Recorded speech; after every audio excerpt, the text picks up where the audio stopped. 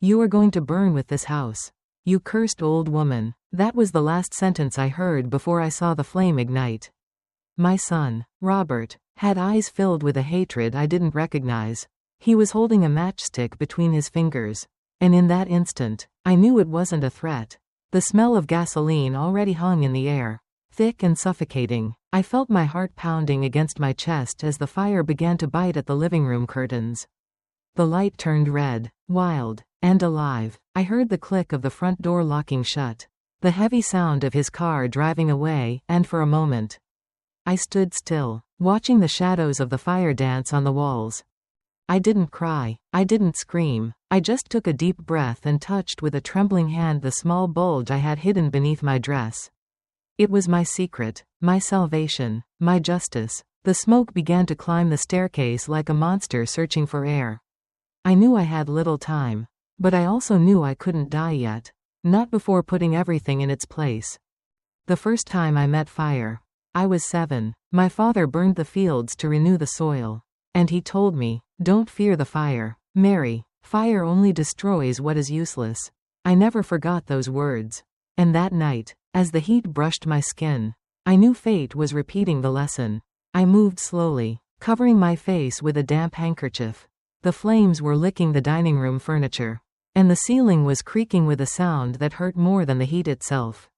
I knew every corner of that house. I had built it with my husband, James, brick by brick. Every wall held memories, laughter, and wounds. And now it was falling apart before my eyes, reduced to smoke. But it wasn't the fire that hurt the most. It was the betrayal, the look in my son's eyes, cold and empty. I never thought ambition could rot a soul so deeply. I walked to the back room where I kept a metal box under the floorboards. Years ago, when James was alive, he told me in secret, "If things ever get bad, hide this, Mary. No one should see it until it's necessary."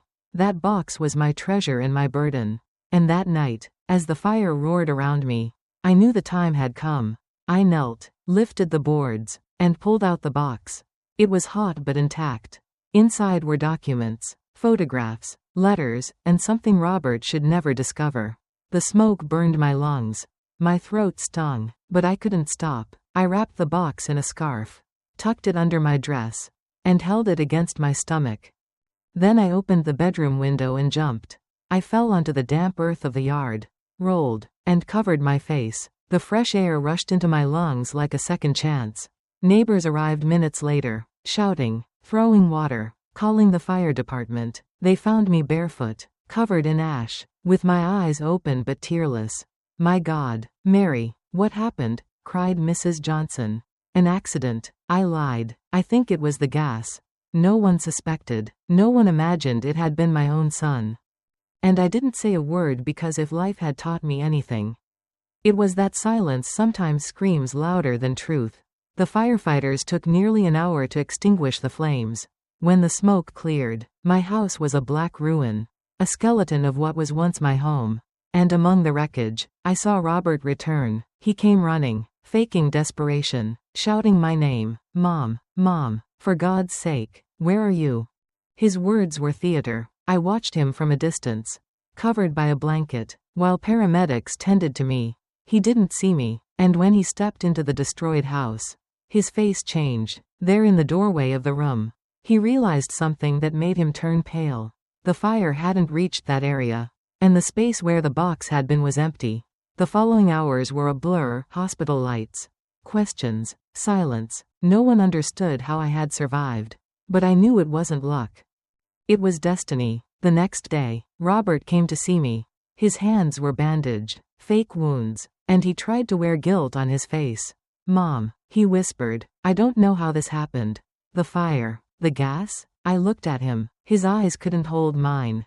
"Don't worry, son," I told him calmly. "Houses can be rebuilt." But inside, another voice whispered, "Houses can be rebuilt.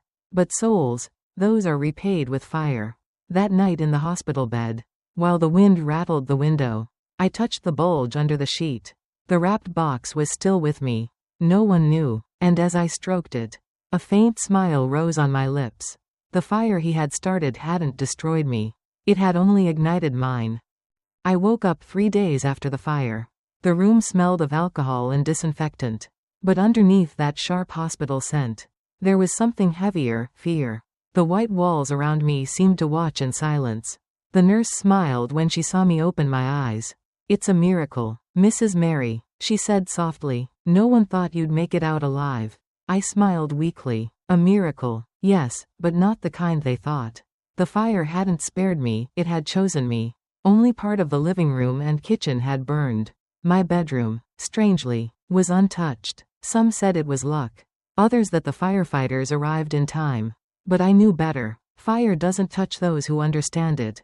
During the next few days, people came to see me, neighbors, acquaintances, even the police, but one face was missing. Robert didn't show up until the 4th day, bringing cheap flowers and a rehearsed smile. "Mom, you look better," he mumbled. "Yes, son," I replied, avoiding his eyes. "Fire purifies, they say." His face turned pale. I could almost hear his heart stumble. For a moment, I thought he might confess. But he didn't. He just sat there, fidgeting with the petals. The silence between us was thick. He knew that I knew. Everyone else believed I'd lost my memory. The nurse, the doctor, the police, all asked the same things. "Do you remember how the fire started? Did you see anyone near the house?" I always answered, "I don't remember. I just felt the heat." I let them think I was confused. Fragile. A disoriented old woman. It was better that way. A woman who appears weak becomes invisible. And I needed invisibility to act. On the 3rd day, they discharged me. As the nurse helped me dress, I felt the weight of the metal box hidden beneath the hospital gown. No one had noticed. I'd kept it under the bed, wrapped inside my purse since the first night. That box was my secret. My shield, the true fire slept inside it.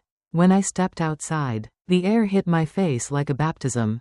I had survived, and to some, that survival was a mistake. Robert drove me to his wife Jennifer's house. "You can stay here until we fix the old house," he said, forcing a smile. "Thank you, son," I murmured. "I don't want to be a bother." Jennifer returned my smile with sugar-coated poison. She led me to a small room at the back of the house. "Far from the kitchen, far from everything, so you can rest," she said in a syrupy voice. "We don't want to disturb you." I nodded, pretending to be grateful, but I knew, keeping me far meant keeping me controlled. That night, while pretending to sleep, I heard them whisper in the living room. Their voices were knives. "She shouldn't have survived," Jennifer hissed. "Everything was planned." "I know," Robert whispered. "I don't know how she got out. If she talks, we lose everything." "She won't," he replied. "She has no proof." A pause. Then Jennifer's voice, trembling. "And if she does?" Silence. Then his answer, low and cold. "Then we'll finish what we started." I closed my eyes, not in fear but in resolve. My son wanted to kill me, and his wife wanted to help him. The next morning, I greeted them with a smile. They pretended everything was normal. "I slept very well," I said cheerfully. "I hardly remember the fire at all." Robert looked at me cautiously. "Maybe that's for the best." "Mom, forgetting is good." "Yes," I said softly. "Sometimes it's better to forget. Although the heart never forgets what the fire wanted to erase." Jennifer's spoon clattered against her cup. Robert froze. I just smiled, sweet and calm. The days passed slowly, filled with silence and observation. I watched their movements, their habits, their nervous glances. I played the role of the harmless grandmother, sitting in the yard with a blanket on my knees, letting the afternoon sun kiss my face while I sewed. But inside, my mind was weaving something far stronger, a plan. One afternoon, while they were out shopping, I walked into Robert's study. My hands trembled, not from age but from clarity. On the desk, under a pile of receipts, I found a copy of the insurance contract. The fire hadn't been just rage, it had been business. The beneficiary was Robert, not me. I took a copy, slipped it into my purse, and returned to the yard before they came home. When they arrived, Jennifer offered me tea. "You should take care of yourself, Mrs. Mary. You've been so quiet lately." I smiled. "I'm saving my words for when they're truly needed." She stared at me, uneasy. I sipped the tea slowly, watching the flame under the kettle dance. Fire, always fire. That night, alone in my room, I opened the metal box. Inside were James's old papers, notary seals, and one envelope with the deed. My heart raced. The house was in my name, not Robert's as he believed. I covered my mouth to keep from laughing. The fire had devoured the walls but not the soul of my home. That paper, still intact among the ashes, was the first spark of my justice. I put everything back, lay on my bed, and stared at the ceiling. The ticking clock marked each second like a heartbeat. The fire hadn't killed me. It had only woken me up. Almost a month passed before they allowed me to return to what was left of my house. The firefighters had finished their reports. The police had closed their investigation. And the neighbors had stopped whispering. To them, the fire was just another story that would fade with time. But for me, it was the beginning of everything. When I walked through the rusty gate, the smell of ashes still floated in the air. The wind carried bits of black dust that clung to my clothes like memories that refused to leave. Where there had once been a home filled with laughter, now there was only silence and ruin. Every step I took sounded like goodbye. Yet beneath that morning, there was something new, cold, clear, and powerful. I moved slowly through the charred remains, my shoes crunching over broken glass and burnt wood. The living room was gone. The kitchen nothing but a black scar. But when I reached the bedroom, I stopped. That room, the one James and I had shared, was strangely preserved. The fire had touched it but hadn't consumed it. The furniture was scorched but still standing. The wallpaper peeled away like old skin. I looked at the corner of the floor where I'd once hidden the metal box. The boards were loose, lifted by someone's impatient hands. Someone had searched there, someone who hadn't found what they wanted. I knelt down, my fingers tracing the edge of the floorboards. When I pressed my hand against the charred wood, I felt something hard beneath. I scraped away the debris until a faint metallic glint appeared. A second lid, older than the boards themselves, buried deep under the floor. A trapdoor. My heart jumped. James had never told me about this. I ran to the shed and found a rusty crowbar among the ashes. My hands trembled, but not from fear, from anticipation. I wedged the bar into the crack and pushed until I heard a creak. Then the sound of old hinges breaking free. A breath of stale, damp air rose from the darkness below, carrying with it the scent of years and secrets. I lit a small flashlight and peered down. 3 narrow steps led into a cramped, hidden space. I descended carefully, each step echoing softly, until my feet touched the cool dirt floor. The walls were rough stone, the air thick with dust. In the corner, beneath a tarp, was a small wooden chest. Its surface was rough, old, and covered in soot. I knelt beside it, brushed it clean, and lifted it with both hands. It was heavier than I expected. I placed it on a nearby stool and opened it. Inside were bundles of old papers, a faded photograph of James with a young man I didn't recognize, and a letter with my name written across it in his firm, familiar handwriting, for Mary. If the fire ever returns. My hands shook as I opened it. The paper was yellowed and fragile, but the words were still alive. My love, it began. If you are reading this, it means something has gone wrong. There is a truth I never told you, not because I didn't trust you, but because I wanted to protect you from it. Before I met you, I had another life. There was a woman, Teresa Ledesma. Our paths crossed for a short time, and when she left, she was carrying my child. His name is Thomas. He doesn't bear my last name, but he carries my blood. If the fire ever returns to our lives, find him. What seems like loss today may one day become salvation. James. I froze, staring at the letter as the air seemed to drain from the room. A son. James had another son. I sat on the ground, clutching the letter to my chest. The world around me blurred. For years, I had believed I knew everything about the man I loved, the man I built my life with, but this changed everything. And yet, deep down, I didn't feel betrayal. I felt understanding. James hadn't hidden it out of deceit, he had hidden it out of guilt. The words, "if the fire ever returns," echoed in my mind. The fire had returned, Robert had brought it. And now, in the middle of the ashes, I had found the key James had left for me. Maybe this was the justice that waited all along. I climbed out of the basement slowly, the chest heavy in my arms. The sun was setting, painting the sky a deep red.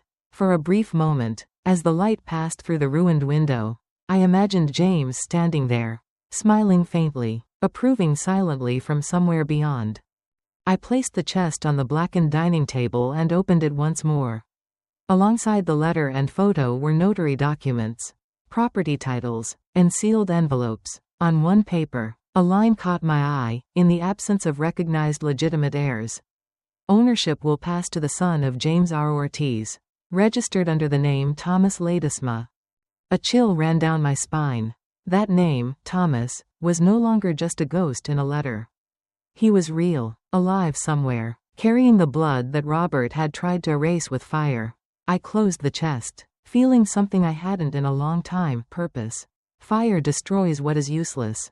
My father once said. Maybe that was true. The house had burned, the lies had burned, but what remained was truth, and truth was worth saving. As I stood in the doorway of the ruined house, the wind carried the scent of smoke and rain. The last light of day flickered across the walls, and I knew what I had to do. The fire wasn't over. It had only changed shape. I would find Thomas, and with him, I would bring back everything that Robert had tried to steal.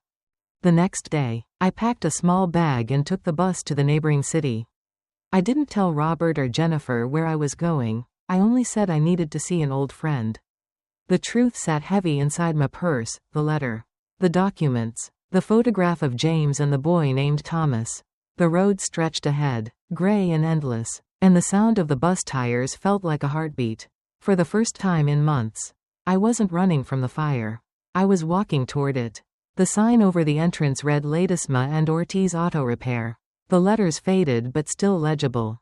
My heart skipped. The same name James had once written on every invoice, now joined with the surname of the woman he once loved. Fate has a strange sense of irony. I walked inside. The smell of oil, metal, and grease filled the air. A man about 40 appeared from behind a car, wiping his hands on a rag. He had dark hair, a strong build, and eyes so familiar they made me stop breathing.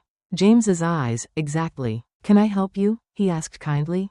"I'm looking for Thomas Ledesma," I said, my voice trembling. He frowned slightly. "That's me." For a moment, everything froze. I reached into my purse and pulled out the letter. "This is from your father," I whispered. He looked at me, startled, then took the paper carefully, as if afraid it would disintegrate. I watched his expression shift from confusion to pain to understanding as he read. When he finished, his eyes glistened. "He never forgot me," he murmured. "No," I said softly. "He didn't, and now he needs you. Even if he's gone." I told him everything, about the fire, about Robert, about the documents, the betrayal, and the hidden chest. He listened in silence, his jaw clenched, hands trembling slightly, and when I finished, he exhaled slowly. "What you're telling me is serious, Mrs. Mary," he said, "but I can help you." "I don't want help," I replied. "I want justice. Your father left everything in your name. He wanted you to protect what was right. I just want his will to be fulfilled." Thomas nodded, his voice firm. "Then I'll come. If that's what he wanted, I'll make it right." When we parted, he hugged me gently, and for the first time since James's death, I felt something like warmth again, not from fire, but from truth. I returned home that night in silence. Robert and Jennifer were at the table eating dinner.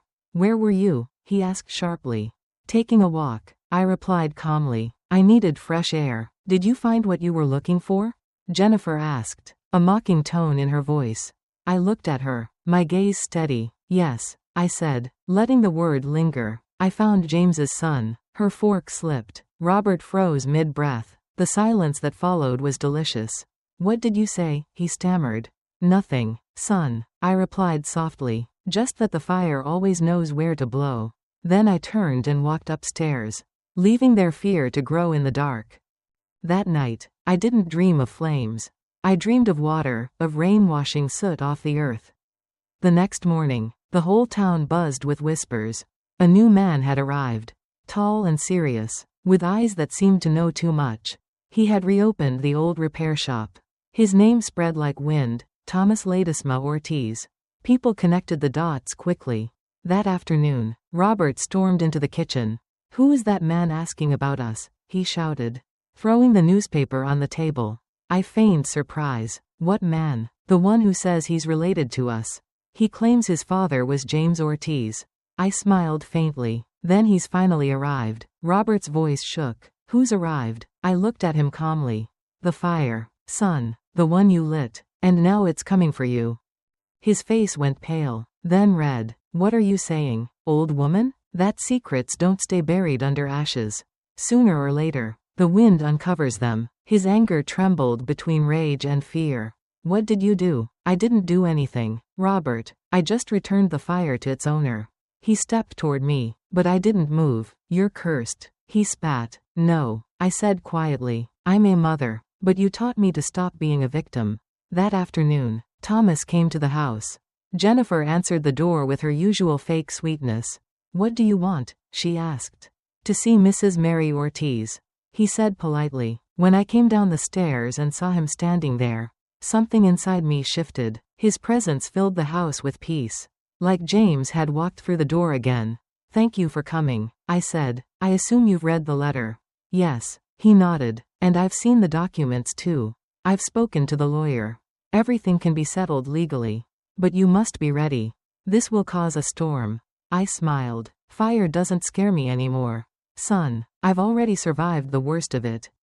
As we spoke, footsteps thundered down the stairs. Robert appeared, his face pale with fury, his eyes darting between Thomas and me. What does this mean? He growled. Thomas looked at him with calm eyes. It means I'm Thomas Ledesma, son of James Ortiz. Robert laughed bitterly. Another one of your inventions. Mom? Now you're bringing imposters into my house? No, Thomas said firmly. I have documents and DNA proof if you need it. The room fell silent. Jennifer gasped softly in the hallway. Robert turned white, like all the color had been sucked out of him. This can't be true, he muttered. It is what it always was. I said quietly. You just never wanted to see it. His voice cracked. You lied to me. You manipulated me my whole life. No, son, I said without raising my tone. I loved you too much. Then why did you take everything from me? I didn't, I whispered. You took it from yourself. For a moment, the house was silent except for the ticking clock on the wall. I stepped closer to him and placed my hand on his cheek, the same face I had once kissed when he was a child. The same eyes that used to light up when he called me mommy.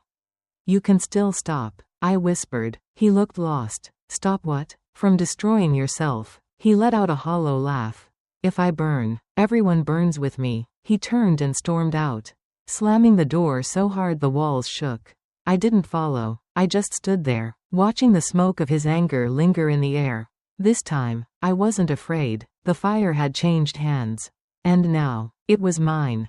That night, the house was quiet, but the silence was heavy like a storm waiting behind the hills.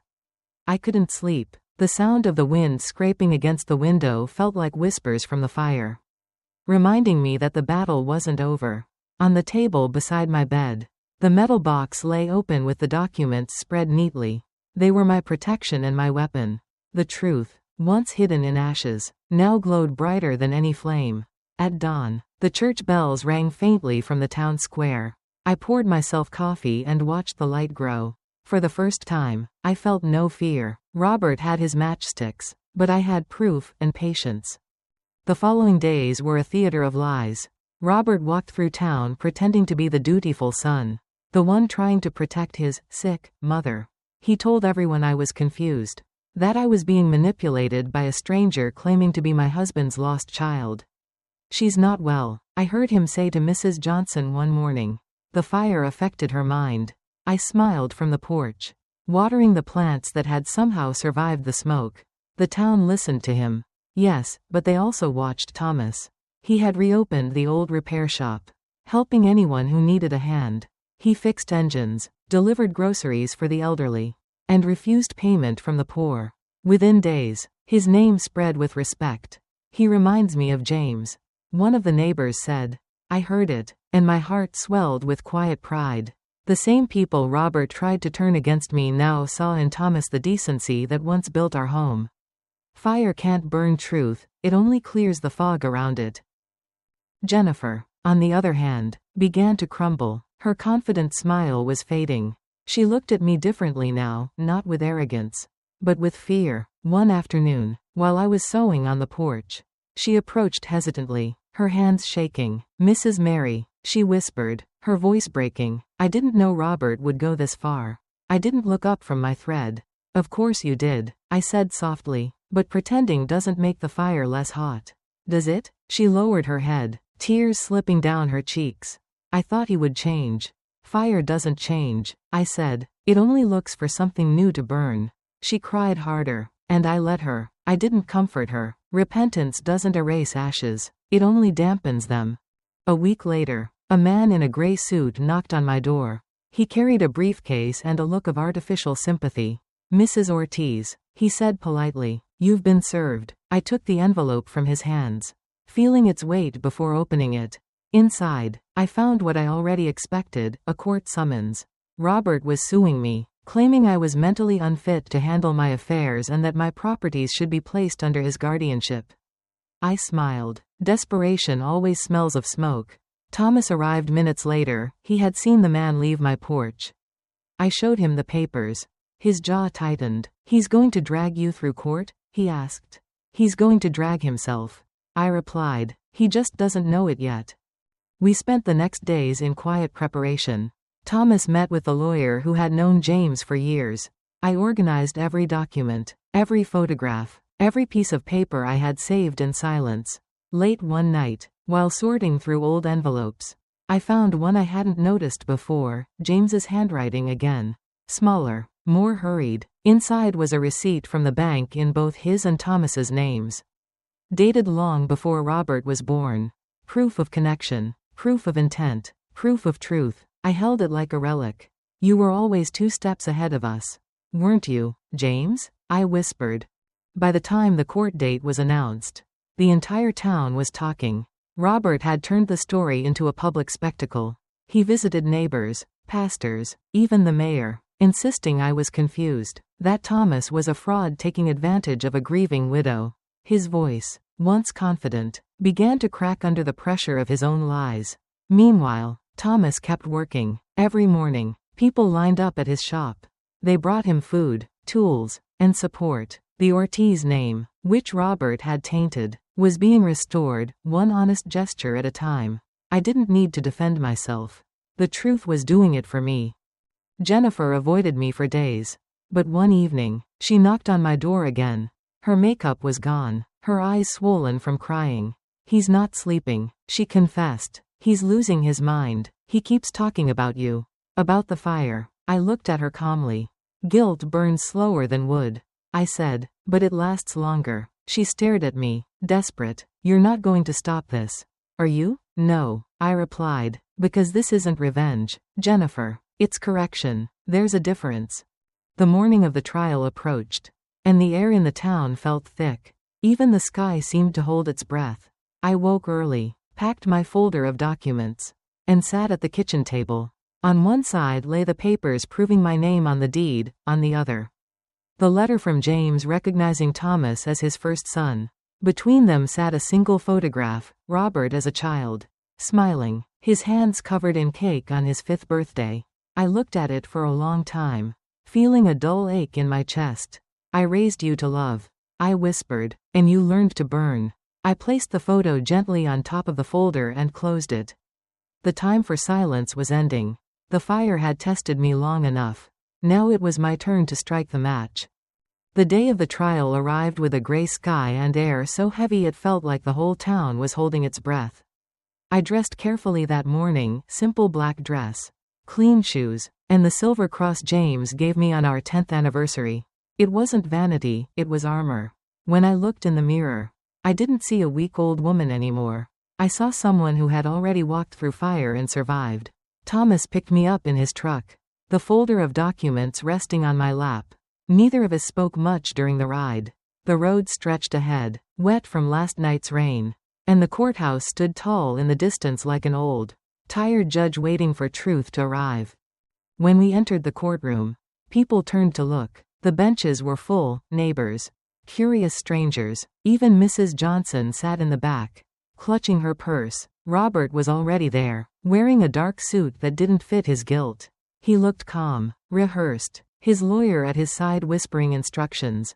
Jennifer sat behind him, pale and restless, her hands twisting a tissue until it tore. The judge, an older man who had known James years ago, nodded at me respectfully. "Mrs. Ortiz," he said, "please take a seat."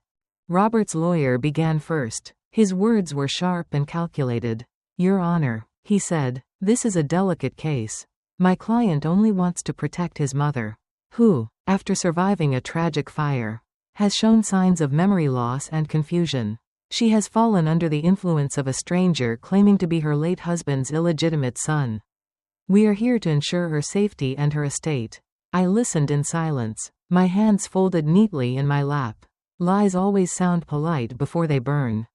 Then it was Robert's turn. He stood, his voice trembling slightly but filled with false sorrow. "Mom," he said, looking at me as if we were alone. "You know I love you. I just don't want anyone to take advantage of you. This man, this Thomas, he's not who he says he is." His lawyer nodded approvingly. He was performing, just like he had performed the night of the fire, shouting my name in front of the ruins. When he sat down, he wiped an imaginary tear. The judge looked at me. "Mrs. Ortiz, would you like to respond?" I stood slowly, leaning on my cane. My knees ached, but my voice didn't shake. "Your Honor," I said, "for 40 years I lived in the same house. I built it with my husband, James Ortiz. I raised a son there, buried a husband there, and nearly died in that house because of the man sitting before you." A murmur rippled through the courtroom. Robert's lawyer objected, but the judge lifted his hand. "Continue." I opened the folder on the table. "Here," I said, "is the deed to my home. In my name, signed by my husband.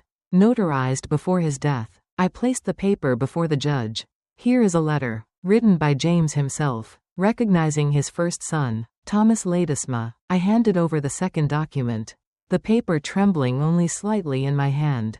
The courtroom fell silent. "And here," I said, taking one last item from the folder, "is the photograph of James with Thomas as a child, taken at the old repair shop he once owned.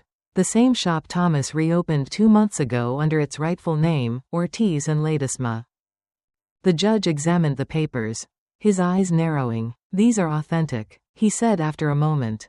I nodded. "Yes, Your Honor. My husband asked me to protect what was fair." I stayed silent until silence became complicity. Robert jumped to his feet. "This is a lie," he shouted. "She's senile. She doesn't know what she's saying." His voice cracked like wood in fire. The judge banged his gavel. "Order." I looked at Robert, not as a mother anymore, but as a witness to what he had become. "You know, son," I said softly, "the fire you start always comes back. And when it does, it doesn't burn what you hate, it burns what you love." His mouth opened, but no sound came out. The courtroom was still. The judge cleared his throat and began reading the decision. After reviewing the evidence, the property deeds, and the notarized documents provided by Mrs. Ortiz and Mr. Ledesma, this court recognizes that the properties in question belong to Mrs. Ortiz.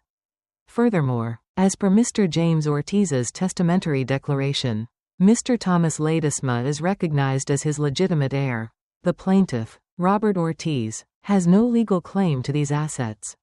Silence. Then whispers. Jennifer put her face in her hands. Robert's lawyer sank into his chair. Robert stood frozen, his jaw trembling. "This isn't over," he hissed, but his voice had lost all strength.